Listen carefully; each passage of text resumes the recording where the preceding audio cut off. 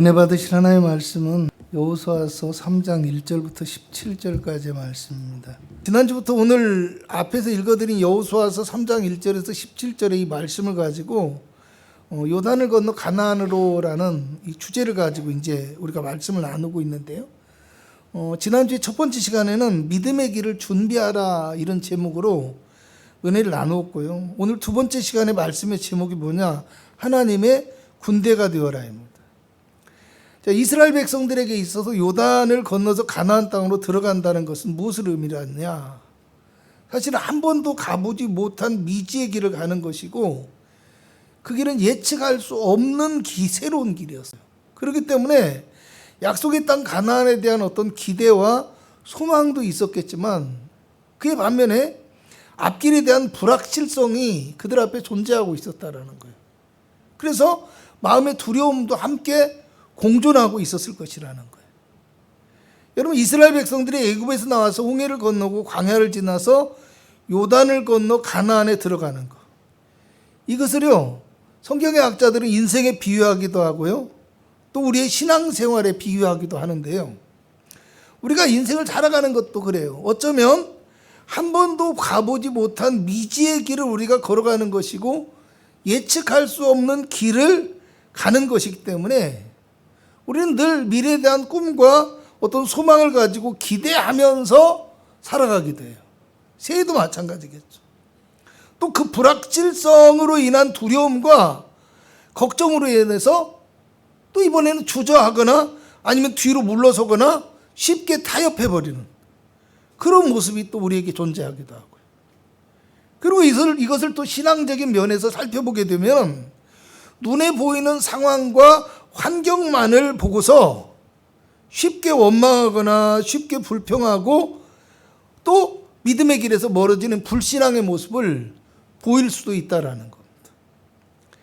여러분, 이스라엘의 출애굽의 1세대들은요 믿음의 눈으로 바라보면서 하나님의 능력을 의지하자고 이렇게 주장하고 권면하고 고백하는 이 여호수아와 갈렙의 말보다는 눈에 보이는 어떤 환경과 상황에 따라서 바라보면서 평가하게 되어진 이 10명의 부정적인 정탐꾼들, 이 사람들의 말을 더 신뢰하게 되어집니다. 그 사람들의 말을 더 믿었다라는 거예요. 그래서 그들은 가나안을 목전에 두고서도 원망하고 불평하다가 그리고 애굽으로 돌아가려고 하다가 하나님의 약속의 땅에 들어가지 못하고 무려 40년 동안이나 광야에서 그냥 방황하다가 거기서 멸망을 당하게 됩니다. 그리고 이제 새롭게 시작되어진 출애굽의 2세대들의 가나안 정복 전쟁이 시작되는 게 바로 여호수아서예요. 40년의 광야 생활을 다 마치고 난 다음에 약속의 땅 가나안에 들어가기 위해서 마지막 정착지인 주둔지인 시딤이라는 곳에서 있었던 이스라엘 백성들에게 이제 두 가지의 아주 큰 문제가 발생하게 되었어요. 그래도 40년을 잘 왔잖아요. 그리고 시딤이라는 곳에 정착하기 전에 어떤 일이 벌어지냐면 가나안에 들어가기도 전에 요단 동편의 길르앗 땅과 바산 땅, 그러니까 바산왕 옥을 물리치고 아모리 왕 시온을 물리치고 크고 넓은 땅을 차지해서 두 지파 반이 거기에서 정착할 수 있는 기회를 얻을 수 있는 그런 놀라운 승전보가 있었어요. 그래서 한껏 기대했는데 갑자기 큰 문제 두 가지가 생겼다라는 거예요. 첫 번째 문제는 뭐냐? 이제까지 그들을 인도했던 민족의 위대한 지도자, 하나님의 일꾼이었던 이 모세가 갑자기 느보산에 올라가서 죽어버렸어요. 여러분, 그들이 애굽에서 구원되어지고 홍해를 건너서 광야를 지나서 여기까지 이렇게 안전하게 오게 된 것은 모세라는 지도자가 그들 가운데 있었기 때문이에요. 사실은 그들의 믿음, 그들의 능력 때문에 온 것이 아니라는 거예요. 물론 모세가 죽기 전에 하나님께서 모세를 통해서 여호수아에게 기름을 붓고 그를 모세의 후계자로 삼았어요. 또 이스라엘 백성들도 여호수아의 말을 따르고 순종하겠다고 맹세했어요. 그렇지만 여호수아는 잘 알다시피 모세의 수종자였고요, 아직까지는 민족의 지도자로서의 검증이 되어지지 않은 존재라는 거예요. 거기다가 신명기 34장 7절을 보면 모세가 죽을 때 나이가 120세였어요. 그런데 그의 눈이 흐리지 아니하였고 기력이 쇠하지 아니하였다라고 이래요. 120세나 된 노인이지만 아직 짱짱했다라는 겁니다. 짱짱했다. 여러분, 모세가 그래서 이미 자신은 죽고 여호수아가 너희를 인도할 것이다 이렇게 말을 해주긴 했지만, 이스라엘 백성들의 입장에서 생각해 보면 모세가 그렇게 빨리 죽을 것이라고는, 갑자기 죽어버릴 것이라고는 생각조차 못했던 거예요. 그래도 모세가 여기 남아서 건너가라 하고 배웅을 해주든지 뭔가 좀 그러지는 않겠지 설마, 이렇게 생각했겠죠. 그러니 이제껏 모세 한 사람만을 바라보고 의지하면서 여기까지 왔던 이스라엘 백성들의 마음이 어떻게겠어요? 두려움과 절망감에 빠질 수밖에 없다라는 거예요. 그렇죠? 여러분, 이스라엘 백성에게 발생한 두 번째 문제는 뭐였냐면 그들 앞에 요단이라는 건널 수 없는 강이 지금 가로막혀 있었다라는 거예요. 여호수아에서 1장 2절을 보면 하나님께서 여호수아에게 내 종 모세가 죽었으니 이제 너는 이 모든 백성과 더불어 일어나 요단을 건너 내가 그들 곧 이스라엘 자손에게 주는 그 땅으로 가라고 말씀하십니다. 여러분, 여기서 이제라는 말은 지금, 즉시, 바로 이런 뜻의 단어예요. 그러니까 물론 요단을 건너가 가나안으로 들어가는 명령은 이미 모세를 통해서 이스라엘 백성들에게 나누어준, 그러니까 전해준 말씀이에요. 그런데 문제는 뭐냐? 모세가 죽고 30일의 애국 기간이 끝나자마자 하나님께서 지금 바로 강두개까지 철철 흘러 넘치는 그 요단을 건너서 가나안으로 들어가라는 거예요. 여러분, 애굽에서 나와서 가나안으로 향하는 이스라엘 백성들에게 있어서 반드시 건너야 했던 길목이 두 개가 있는 게 그게 뭐예요? 첫 번째가 모세와 함께 건넜던 홍해였잖아요. 홍해바다. 두 번째가 지금 건너야 하는 요단이었습니다. 여러분, 지난주에 말씀을 드리기를 홍해와 요단을 건너는 것을 가리켜서 세례를 받은 것이라고 했어요.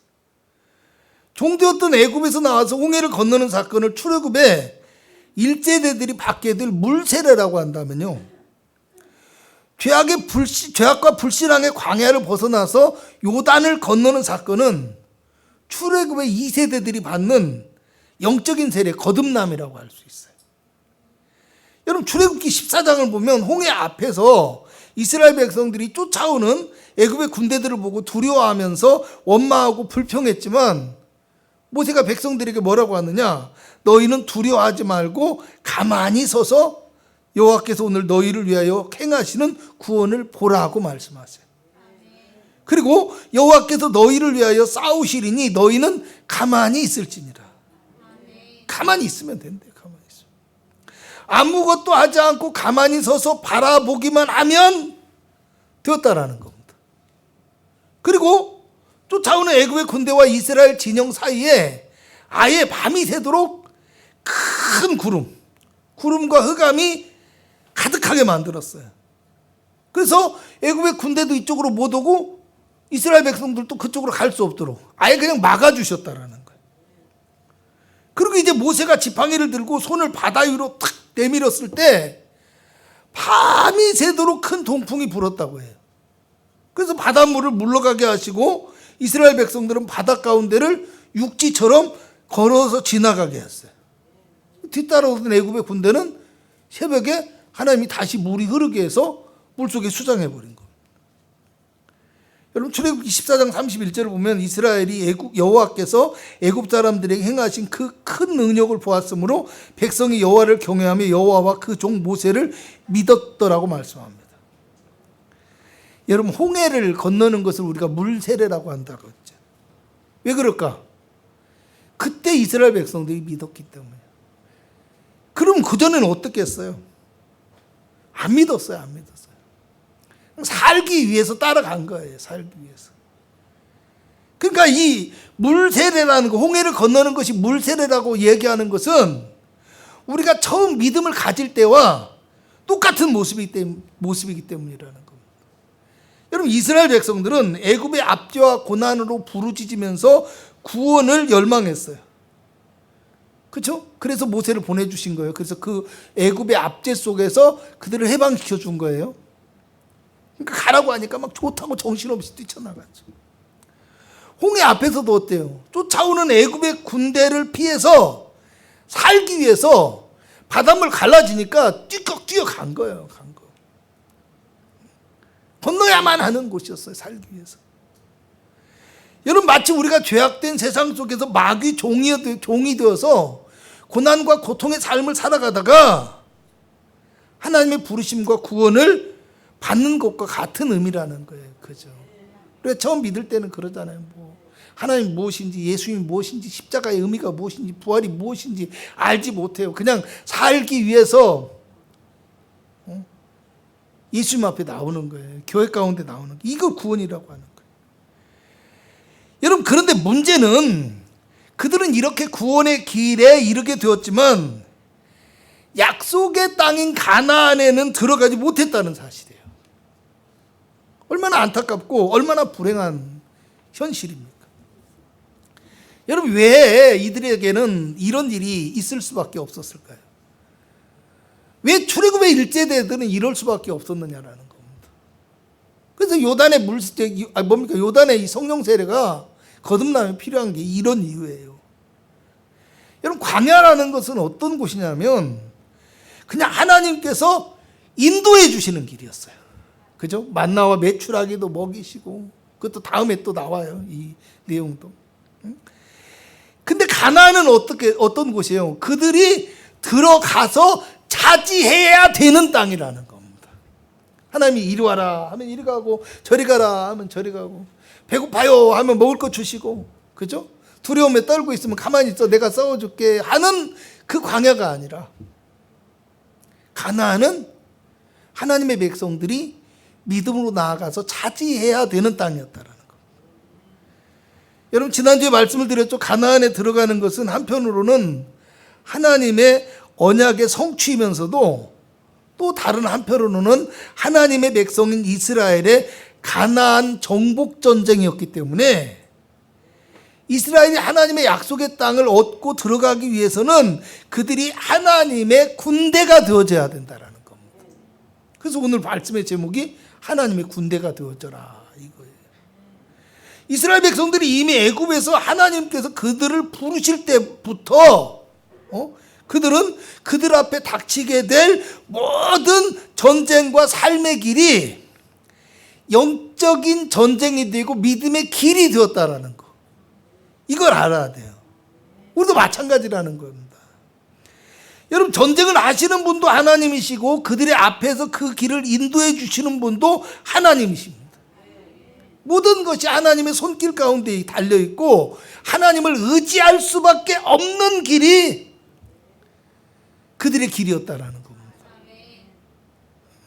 그럼 이스라엘 백성들이 할 수 있는 일은 뭐예요? 그저 믿음으로 무장하고 순종함으로 하나님의 이 영적 전쟁 가운데 참여하는 영적인 군사가 되어져야 하는 것이었어요. 문제는 그때 이스라엘 백성들은 믿음을 가지고는 있었지만 성령으로 거듭나는 이 영적인 변화가 없었다라는 겁니다. 그렇기 때문에 눈에 보이는 대로만 생각하고 판단하는 잘못을 행했기 때문에 이 하나님의 군대로서의 자격을 취득하지 못했다는 거예요. 에스겔서 37장에 가면은요, 골짜기에 가득 찬 마른 뼈들에게 하나님의 생기가 들어가잖아요. 하나님의 생기가 들어가니까 어떻게 돼요? 뼈가 들어맞고 살이 붙고 살아나서 일어나 서는데 극히 큰 군대더라고 말해요. 그리고 그것을 가리켜서 뭐라고 하냐면 이 뼈들은 뭐요? 이스라엘 온 족속이다라고 말씀하십니다. 할렐루야. 그 뼈들이 이스라엘 족속이고 그 뼈들 안에 이스라엘 안에 생기가 하나님의 생기가 들어가니까 살아서 일어나서 큰 군대가 되었다라는 거예요. 그리고 에스겔서 37장 14절에 가서 보면 내가 또 내 영을 너희 속에 두어 너희가 살아나게 하고 내가 또 너희 고국 땅에 두리니 나 여호와가 이 일을 말하고 이룬 줄 너희가 알리라고 말씀합니다. 무슨 얘기요? 하나님의 그 생기가 너희 속에 두는 내 영, 곧 성령이라고 말씀하시는 거예요. 나라가 멸망하고 바벨론의 포로가 되었던, 그래서 그곳에서 잡혀가서 마른 뼈와 같이 죽은 것과 같은 이스라엘 백성들에게 그 속에 하나님께서 성령을 부어주시고 살아나게 하셔서 다시 하나님의 언약 가운데로 돌아오게 하실 것이라는 말이었어요. 여러분, 오늘 우리도 마찬가지예요. 우리가 아무리 마른 뼈와 같이 연약하고 부족할지라도 하나님께서 우리를 성령으로 거듭나게 하여 주시고, 그리고 성령의 능력을 부어주시면 우리가 못할 것이 없다라는 거. 예? 여러분, 그런 하나님의 군대가 되어질 수 있다는 걸 믿으시기 바랍니다. 옆에 사람 인사 한번 합니다. 못할 것이 없는 당신은 하나님의 군대입니다. 할렐루야. 못할 것이 없는 하나님의 군대가 되게 하나님께서 성령으로 우리를 거듭나게 하시고 성령의 능력을 부어주셔서 일하게 하신다라는 거예요. 여러분, 그래서 이스라엘 백성들이 요단을 건너는 것을 가리켜서 성령 세례라고 하는 겁니다. 자, 왜 그렇게 말할까? 여러분, 요단을 건너서 가나안에 들어가는 것을 하나님의 언약의 성취라고 했는데요, 하나님의 언약의 성취는 하나님의 약속이 이루어지는 것이고 하나님께서 다스리시는 하나님의 나라의 백성이 되는 것이고, 이것을 또 우리 인생이 마치는 그날에 우리가 가게 될 천국에 들어가는 것이라고도 하고요, 마지막 때 그리스도께서 우리에게 다시 오시는 그날에 이루어질 새 하늘과 새 땅에 들어가는 것에 비유하고 똑같은 의미로 해석합니다.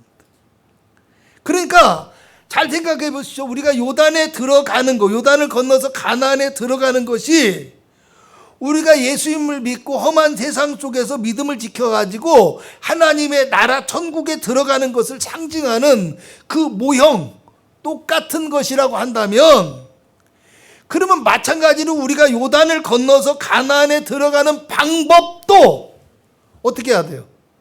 천국에 들어가는 것과 같은 원리와 방법이 적용되어야 한다라는 겁니다. 아멘. 성령 세례가 필요한 거예요. 그죠?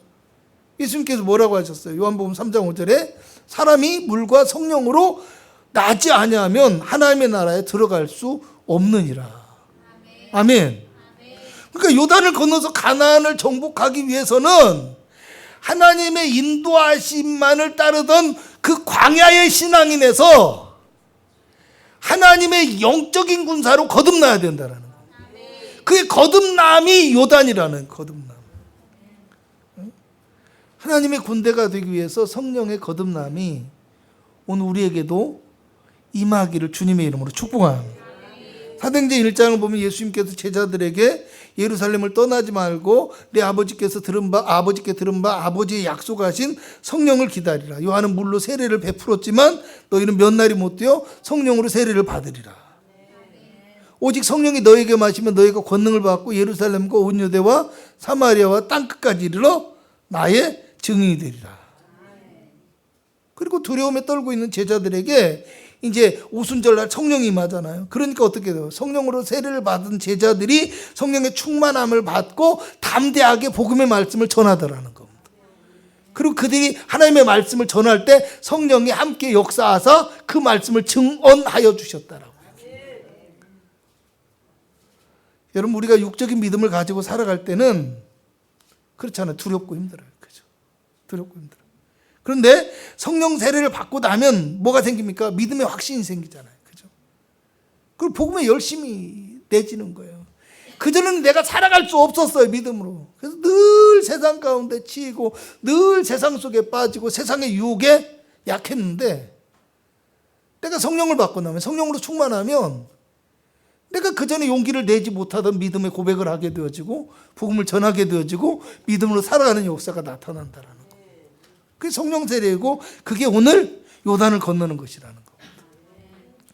여러분 보면 7절을 보면 여호와께서 여호수아에게 이르시되 내가 오늘부터 시작하여 너를 온 이스라엘의 목전에서 크게 하여 내가 모세와 함께 있었던 것 같이 너와 함께 있는 것을 그들이 알게 하리라. 할렐루야. 10절을 보면 여호수아가 이스라엘 백성들에게 살아계신 하나님이 너희 가운데 계시사 가나안의 7 족속을 다 너희 앞에서 반드시 쫓아내실 줄을 이것으로 알리라. 안다는 게 뭐예요? 어떻게 알아요? 보여서 알아요? 아니에요. 성령 안에서 보이지 않는 것을 바라보는 거예요. 영적인 눈을 갖게 되어졌다는 겁니다. 믿음의 시각으로 바라보면 하나님의 군대가 되어졌다는 거예요. 근데 이 요단을 건너는 이 사건을 통해서 가나안을 정복할 수 있는 군대로 새롭게 거듭나고 변화되어져서 하나님의 언약의 길 가운데 나아가는 진정한 하나님의 백성이 되게 하였다라는 겁니다.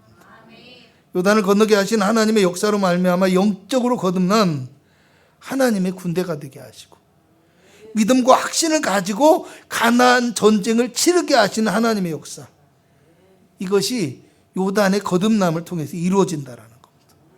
본문 1절에는 여호수아가 아침에 일찍 일어나서 그와 모든 이스라엘 자손과 더불어 시딤에서 떠나 요단에 이르렀다고 합니다. 자, 모세가 죽고 난 다음에 하나님의 명령에 따라서 그들이 이제껏 머물렀던 땅을 떠나게 되어지는 거예요. 그리고 모압의 여인들과 음행을 하고 또 그들의 신에게 절하고 죄악을 행하였던 그 주둔지 시딤을 떠나버려서 하나님의 약속의 땅을 향하여 그들이 믿음의 행진을 시작했다라는 겁니다. 오늘 우리에게도 이런 믿음의 행진이 필요하다라는 걸 기억하시기 바랍니다. 우리의 삶이 비록 예측할 수 없고 판단할 수 없는, 그죠? 미지의 길일지라도 우리를 구원해 주시는, 그리고 인도해 주시는 예수 그리스도를 따라서 순종하며 믿음의 길을 우리가 걸어갈 때 하나님께서 우리의 길을 성령으로 인도하여 주시고 능히 요단과 같은 문제도 감당하게 하시고 건너가게 하시며, 그로 인해서 우리가 하나님의 진정한 백성이 되고 하나님의 군대가 될 수 있도록 우리를 거듭나게 하시고 새롭게 하시는, 그래서 온전한 하나님의 자녀가 되게 하신다라는 사실을 우리 모두가 믿으시기 바랍니다. 여러분의 오늘 이 한 주간도 믿음으로 살아가는, 믿음으로 주님의 말씀을 따라가고 믿음으로 걸어갈 수 있는 하나님의 군대의 거룩한 행진이 되어질 수 있기를 주님의 이름으로 축복합니다. 기도합니다. 하나님의 언약의 길 가운데 걸어가는 백성이 되어지길 원합니다.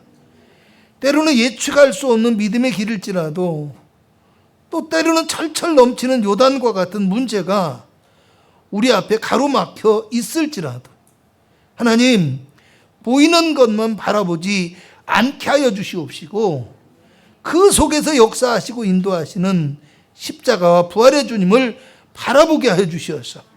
하나님께서 기뻐하시고 축복하시는 온전한 믿음의 길을 걸어가는 승리의 백성이 되게 하여 주시옵소서. 성령으로 충만하게 하옵시고 성령의 능력을 주시어서 이기게 하여 주옵시며 날마다 기도함으로 하나님의 놀라운 능력을 허락받고 하나님의 인도하심을 받는 복된 백성이 되어지길 원합니다. 오늘도 가지고 나온 문제마다 예수 이름으로 응답하여 주옵시고 우리의 삶을 책임져 주신 하나님의 놀라운 축복이 있기를 원합니다. 예수님의 이름으로 기도합니다. 아멘.